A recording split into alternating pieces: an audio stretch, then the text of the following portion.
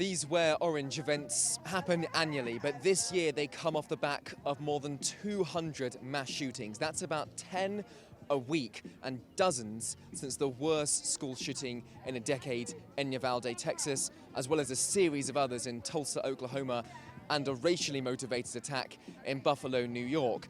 President Joe Biden says enough is enough. He's called for Congress to take some form of action and to impose new gun regulations. But the people we've spoken to here says it's not just about those horrific mass shootings. Though they have inspired action nationwide, this is also about tackling everyday gun violence in their communities. There's about 110 people who are killed by gun violence every day, and so this is a way to bring attention to that.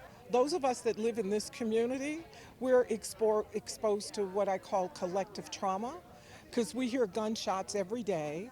We're dodging bullets, but it's just so interesting that in light of what we're exposed to all the time, that nobody took what happened to the black folks as seriously as what happens with the mass shootings. So we're hoping that this will be an opportunity for us to work collectively to get the guns off the streets so they don't hurt black people or white people. And yet, despite this activism, despite those sentiments, the problem hasn't improved.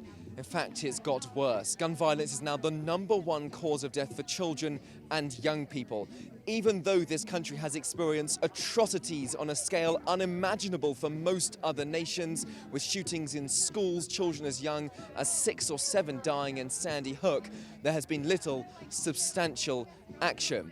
Now the president is ultimately calling for change, but even when we cover these stories, we hear the same sort of fatigue, numbness, resignation, that amid the recent spate of shootings, there is little action being taken by the lawmakers in order to prevent this from happening again and again, and therefore the cycle of violence in the United States will likely continue and go on and on.